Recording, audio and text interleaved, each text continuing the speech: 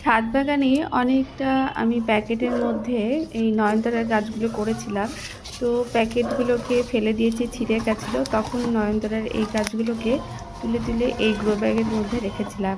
আর grow ব্যাগের নিচের দিকে দিয়েছিলাম সবজির খোসা, বিভিন্ন রকম ছাদ বাগানের ডালপালা।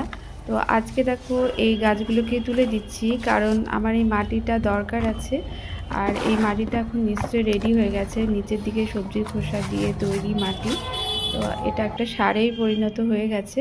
আর এই যে গাছগুলো তুলে আমি এই গ্রোবের ব্যাগের মধ্যে রাখছি, আবারও এই সবজির খোসা মানে ডালপালা দিয়ে আমি এখানে একটা এরকম মাটি তৈরি করব। আর এই ব্যাগ থেকে বের হওয়া যে মাটি দেখো, এই রকম দেখো ডালপালাগুলো অনেকটাই মানে মাটিতে পরিণত হয়ে যাচ্ছে। যে ডিমের খোসাগুলো আমার ভাঙা ছিল না, যেহেতু বললাম সবজির খোসা দিয়েছিলাম।